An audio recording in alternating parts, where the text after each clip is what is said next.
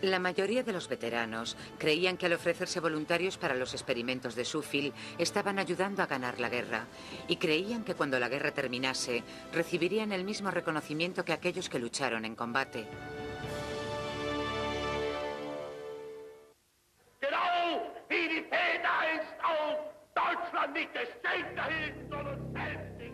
En 1941, los aliados temían una victoria alemana. Este temor influyó en sus decisiones, aumentando su determinación por iniciar una guerra química y biológica. Si usar a seres humanos en su experimentación con gas mostaza suponía un dilema moral para los líderes políticos y militares, se autoconvencían pensando que no les estaban pidiendo mucho más que a los soldados en el frente de batalla. El mundo estaba en guerra y la Alemania nazi estaba ganando mucho terreno. Hubo momentos en los que hablábamos entre nosotros sobre lo que ocurriría si Gran Bretaña fuese derrotada y decidiesen venir a Canadá.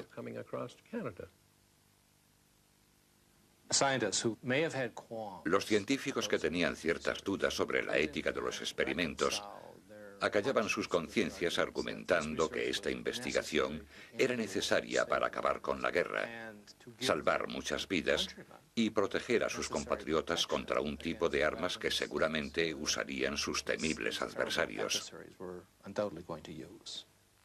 Yo no tenía la sensación de haber matado a nadie. Yo sentía que había contribuido a la guerra y me recordaba que esta había sido la forma más segura de salvar al mundo. Estábamos preparados, sabíamos cuál era el problema y cómo podíamos solucionarlo. La guerra es mala, muy mala. Y si pretendes atacar a un enemigo usando considerables cantidades de gas mostaza, realmente necesitas proteger a la gente. Y en ese aspecto creo que podría ser defendible el considerar la experimentación con humanos. La mayoría de los voluntarios estarían de acuerdo con esto, pero fue la manera en la que se llevó a cabo el programa lo que causó tanto dolor y sufrimiento. Claro que teníamos miedo, porque nosotros no sabíamos en lo que nos estábamos metiendo. Si lo hubiésemos sabido, quizás podíamos haber estado más preparados o quizás hubiésemos aceptado. Pero no sabíamos nada, y de repente nos empezaron a hacer todas aquellas pruebas. No hay mucho más que pueda contarles, fue una sensación horrible. Venían a vernos con cuadernos y se dedicaban a pasar las hojas, a mirarnos y a tomar notas de lo grandes que eran las ampollas, del aspecto que tenían hoy y cosas así. No respetaban nuestra intimidad, ni nos aplicaban ningún tipo de tratamiento. Ni siquiera recuerdo que me ofrecieran una aspirina. Ningún médico, ningún personal autorizado nos aplicó ningún tipo de medicación en las heridas que teníamos y dejaron las heridas abiertas y ya está, sin vendajes ni nada. En la Primera Guerra Mundial ya vimos muchas de las heridas que provocaba el gas mostaza. No había necesidad de observar qué pasaría cuando fueran expuestos al gas. El sulfuro de cloroetilo, comúnmente llamado gas mostaza, fue sintetizado por primera vez a mediados de 1800 y a principios de los años 30 ya se habían publicado estudios detallados sobre sus efectos en seres humanos. ¿Por qué entonces necesitaban los aliados experimentar con los soldados? Esta es una pregunta que se ha hecho muchas veces porque cuestiona algo realmente importante, un asunto ético. ¿No podían simplemente haberse basado en la experiencia de la Primera Guerra Mundial, en la que hubo más de 250.000 de víctimas de este gas? ¿No podían simplemente haber consultado los documentos? Y la respuesta es sí, por un lado, pero en su mayoría no, porque estos gases eran mucho más refinados. El nivel tóxico del gas mostaza era mucho más alto en 1939 que en el 18, y también se usaron unos sistemas completamente diferentes para la liberación del gas.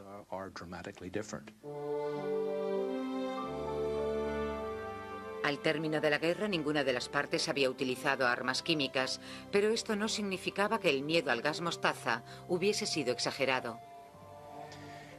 Hubo al menos 8 ocasiones en las que estuvimos a punto. El mundo estaba al borde del abismo. Había un bando que estaba preparado, que estaba considerando muy seriamente utilizar este tipo de armas. Esto empezó en 1940, cuando los británicos, en un intento por evitar una invasión alemana, consideraron utilizar gas mostaza para protegerse de la invasión nazi. En 1942, Canadá consideró utilizar este mismo gas para evitar una posible invasión japonesa por la costa oeste.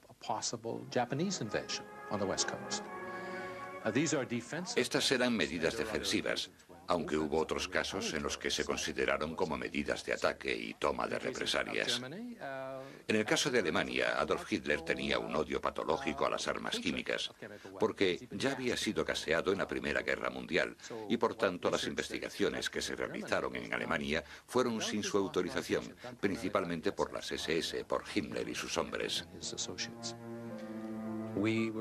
Durante el tiempo que estuvimos trabajando allí, estábamos convencidos de que Canadá no usaría armas químicas. Había firmado el Protocolo de Ginebra, pero estaba preparada en el sentido de que tenían esas armas a mano. En 1946, los hombres de Suffield volvieron a casa y mantuvieron en secreto todo lo que había sucedido allí. No me di cuenta que realmente estaba manteniendo un secreto. Simplemente estaba esperando porque nos dijeron que 7 años después de la guerra se levantaría el secreto oficial, pero eso nunca pasó. No pensé que tuviese mucho sentido contárselo a nadie. No sé qué hubiese ganado con contarlo. Sé de otros. Me enteré de que otros compañeros que estuvieron en el extranjero también habían pasado por eso y tampoco parecían querer hablar sobre el tema. Así que no podría explicar por qué lo hice. No creí que fuera necesario. No hablaron sobre ello porque eran soldados. Ellos no firmaron un documento que les obligara a acatar la ley sobre secretos oficiales, como en el caso de los científicos. Pero a pesar de que la guerra ya había terminado, para muchos de los veteranos de Suffield su batalla acababa de empezar. Al terminar su servicio, sus historiales médicos estaban en blanco, sin ningún tipo de información sobre cómo tratar los síntomas en el caso de que se presentasen, y lo hicieron.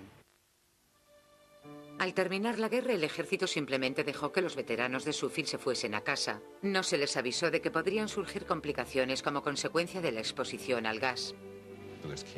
Cáncer, enfermedades crónicas pulmonares y cicatrices en cualquier parte que hubiese sido expuesta. También podrían surgir problemas de visibilidad debido al contacto con los ojos e infinidad de efectos crónicos en los distintos órganos como consecuencia de la exposición. En 1946, retomé mi vida como ciudadano normal. Y antes de que acabara ese año, me empezaron a salir todo tipo de ampollas en manos y brazos. Estuve 3 veces ingresado en el hospital militar de Winnipeg. No paré de repetir que en 1945 había formado parte de un programa experimental en Suffield, Alberta, en el que había sido expuesto a gas mostaza y que estos eran los efectos secundarios. Cada vez que contaba la historia me decían, en su historial médico no hay ningún tipo de información que indique que haya estado usted en Suffield, ni que haya sufrido ningún tipo de daño. Nada más terminar la guerra, Ray Irving fue trasladado a la Marina canadiense, donde empezó a tener síntomas inusuales. Salieron unos bultos. En toda la parte de detrás de la cabeza y del cuello, de cada folículo del pelo, me salieron pequeños forúnculos. Fue realmente doloroso y duró bastante tiempo. Los médicos me dijeron que creían que se trataba de una reacción alérgica al metal y me dijeron que tendría que intentar eliminar algunos de los metales a los que yo debía de estar reaccionando. Los médicos me dijeron, guarde todos sus cubiertos metálicos. Yo creo que fui el único soldado del ejército del Pacífico que comía con cubiertos de porcelana. Después de terminar las primeras pruebas me encontraba un poco mal, pero no me imaginé que fuera nada grave. Pensé que quizás fuera una congestión o un resfriado. No fue hasta 1980 cuando realmente empecé a sentir los efectos. Me diagnosticaron asma y estuve bastante mal. Estuve unos cuantos años con muchos dolores. Cuando les conté por lo que había pasado, me dijeron que el daño podía permanecer latente durante muchos años. Yo a veces, sin razón aparente, tengo fiebre y llego hasta los 41 grados. Me pasa cada 2 años o así. Y nunca me imaginé que eso podía estar relacionado con las pruebas de Suffield. Pero ahora sé que sí, que está relacionado, porque a partir de ahí empezó todo. Hay muchísimos efectos crónicos como consecuencia de la exposición al gas y la gente estuvo mucho tiempo desinformada, con lo cual es totalmente comprensible que ellos ahora se pregunten si algo o todo está relacionado con esto.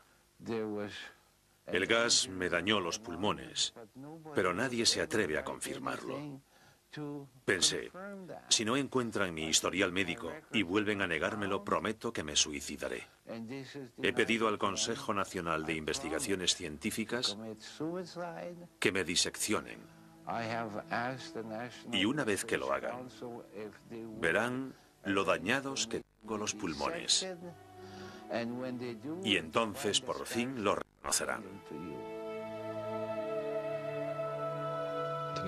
Para ellos debió de ser horrible no haber sido informados de la naturaleza y las consecuencias de la exposición.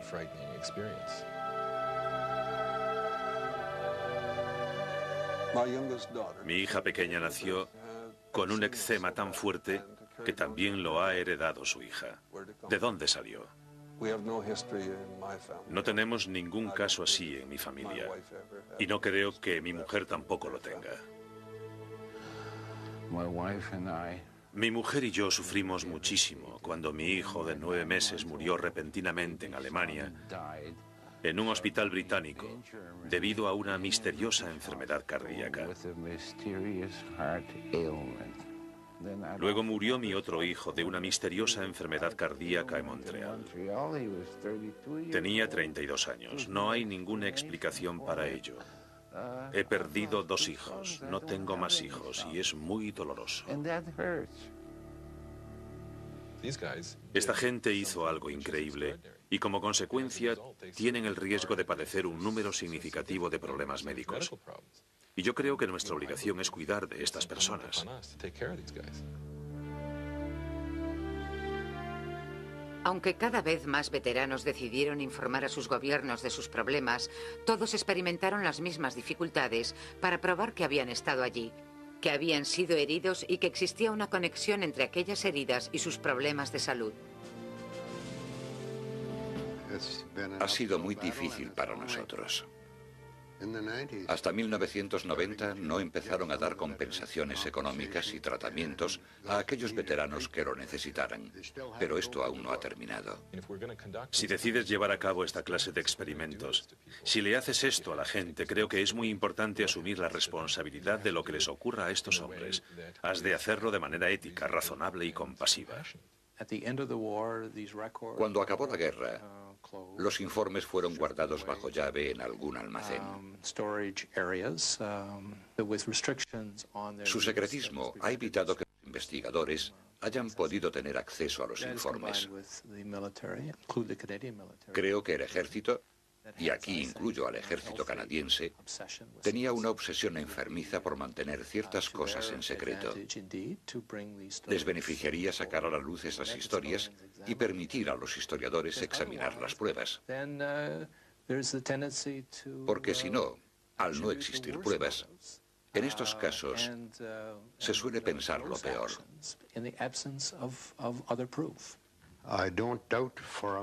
No dudo ni por un momento que para el gobierno de aquella época y para el ejército, la experimentación con humanos fuera algo muy fuerte. Por tanto, hicieron todo lo que pudieron para deshacerse de toda la información y negarlo una y otra vez.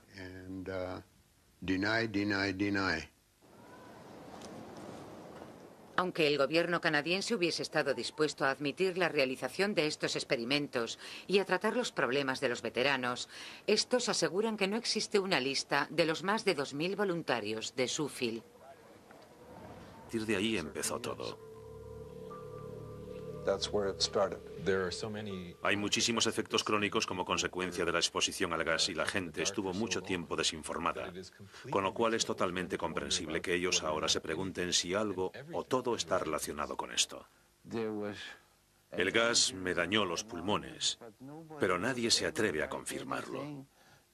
Pensé, si no encuentran mi historial médico y vuelven a negármelo, prometo que me suicidaré. He pedido al Consejo Nacional de Investigaciones Científicas que me diseccionen. Y una vez que lo hagan, verán lo dañados que tengo los pulmones. Y entonces, por fin, lo reconocerán. Para ellos debió de ser horrible no haber sido informados de la naturaleza y las consecuencias de la exposición.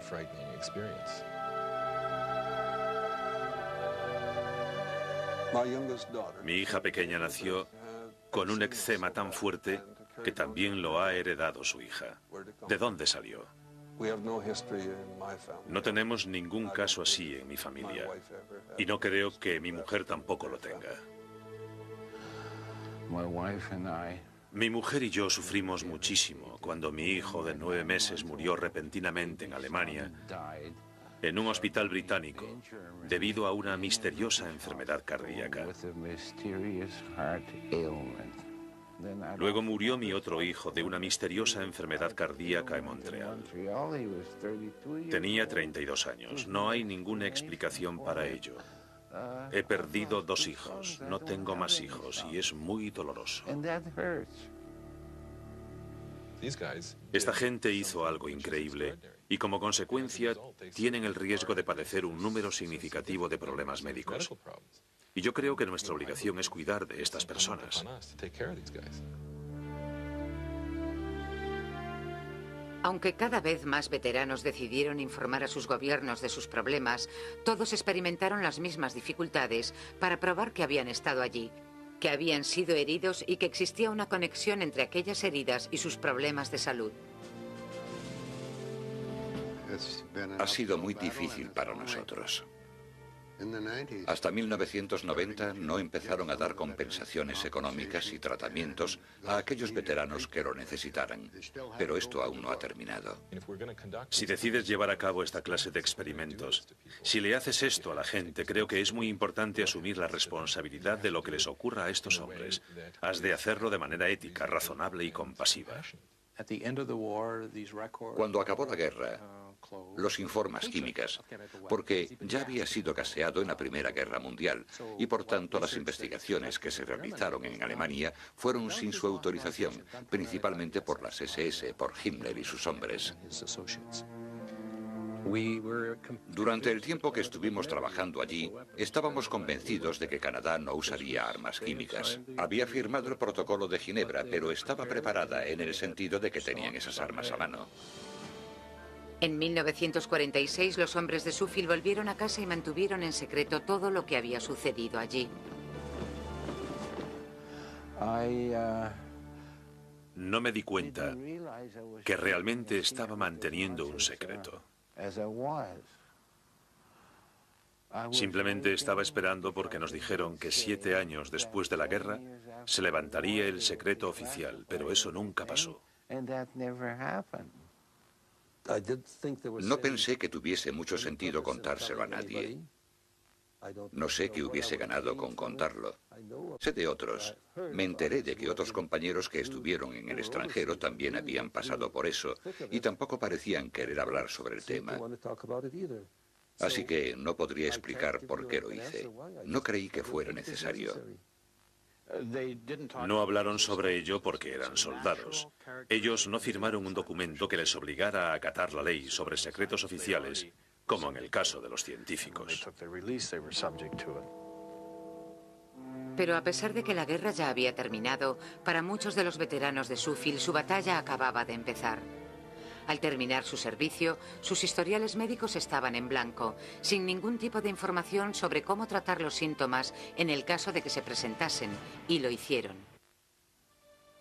Al terminar la guerra, el ejército simplemente dejó que los veteranos de Suffield se fuesen a casa. No se les avisó de que podrían surgir complicaciones como consecuencia de la exposición al gas.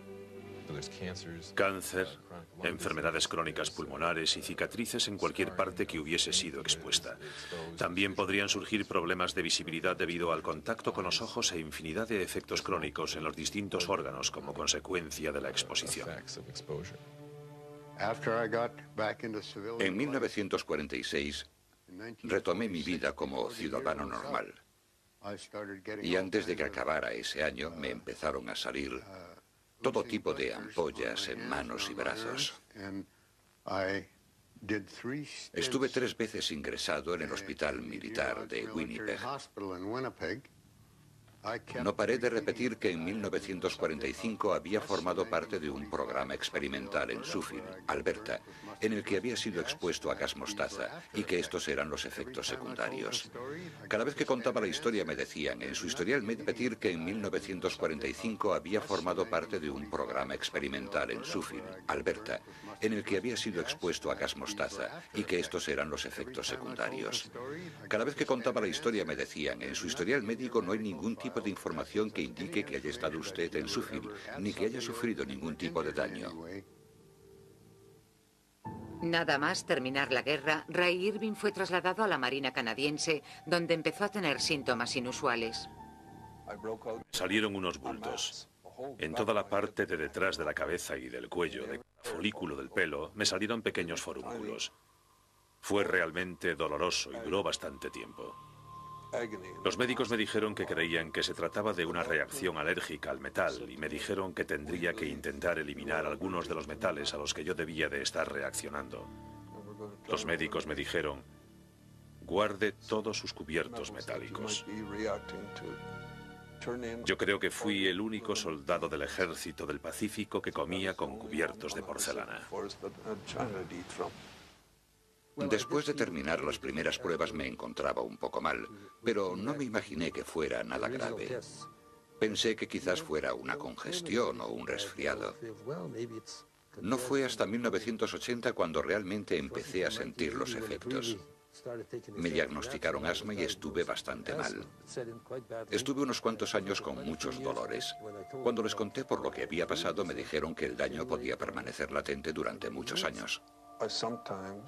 Yo a veces, sin razón aparente, tengo fiebre y llego hasta los 41 grados. Me pasa cada 2 años o así. Y nunca me imaginé que eso podía estar relacionado con las pruebas de Sheffield. Pero ahora sé que sí, que está relacionado, porque a partir de ahí empezó todo.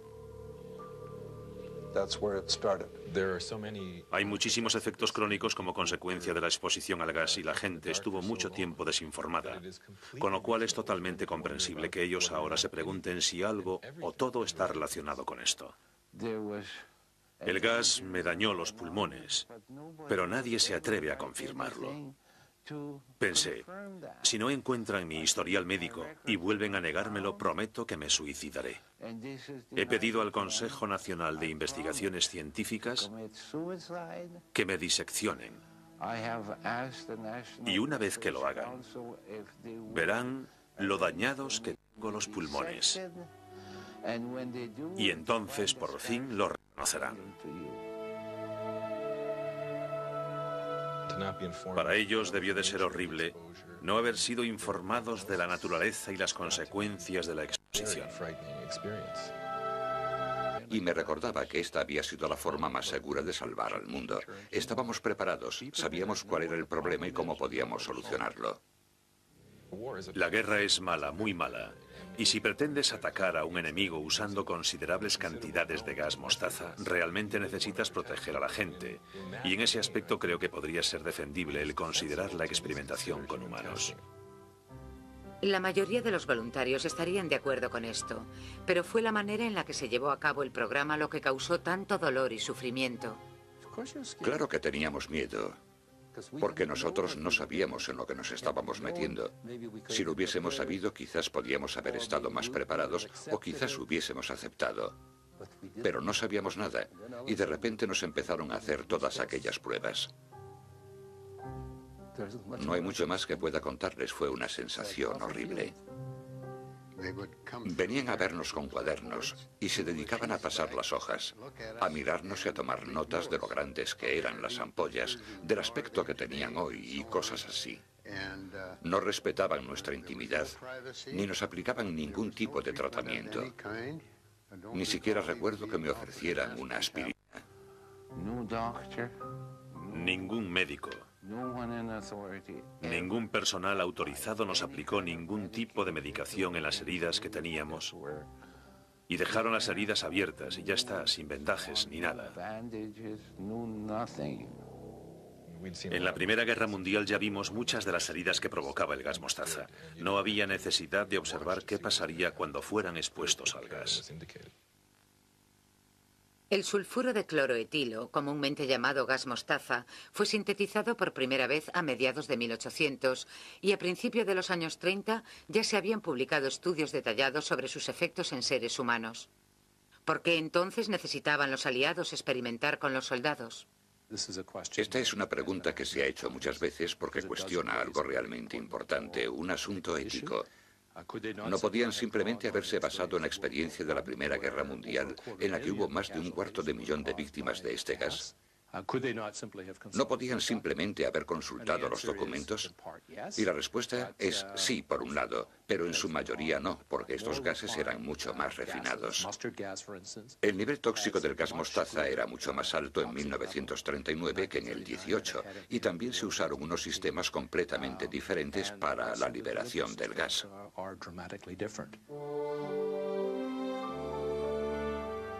Al término de la guerra, ninguna de las partes había utilizado armas químicas, pero esto no significaba que el miedo al gas mostaza hubiese sido exagerado. Hubo al menos 8 ocasiones en las que estuvimos a punto. El mundo estaba al borde. La mayoría de los veteranos creían que al ofrecerse voluntarios para los experimentos de Suffield estaban ayudando a ganar la guerra y creían que cuando la guerra terminase recibirían el mismo reconocimiento que aquellos que lucharon en combate.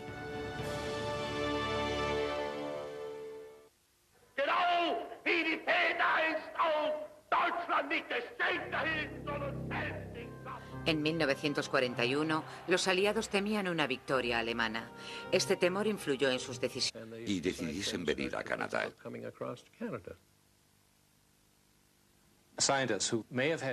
Los científicos que tenían ciertas dudas sobre la ética de los experimentos acallaban sus conciencias argumentando que esta investigación era necesaria para acabar con la guerra, salvar muchas vidas y proteger a sus compatriotas contra un tipo de armas que seguramente usarían sus temibles adversarios.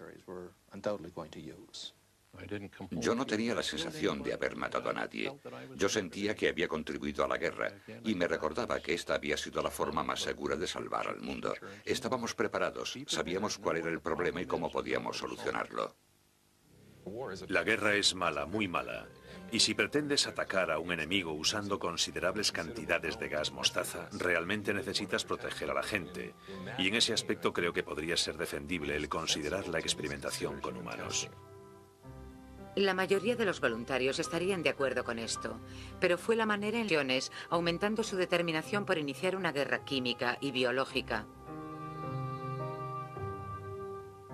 Si usar a seres humanos en su experimentación con gas mostaza suponía un dilema moral para los líderes políticos y militares, se autoconvencían pensando que no les estaban pidiendo mucho más que a los soldados en el frente de batalla. El mundo estaba en guerra y la Alemania nazi estaba ganando mucho terreno. Hubo momentos en los que hablábamos entre nosotros sobre lo que ocurriría si Gran Bretaña fuese derrotada. La que se llevó a cabo el programa, lo que causó tanto dolor y sufrimiento. Claro que teníamos miedo, porque nosotros no sabíamos en lo que nos estábamos metiendo. Si lo hubiésemos sabido, quizás podíamos haber estado más preparados o quizás hubiésemos aceptado. Pero no sabíamos nada, y de repente nos empezaron a hacer todas aquellas pruebas. No hay mucho más que pueda contarles, fue una sensación horrible. Venían a vernos con cuadernos y se dedicaban a pasar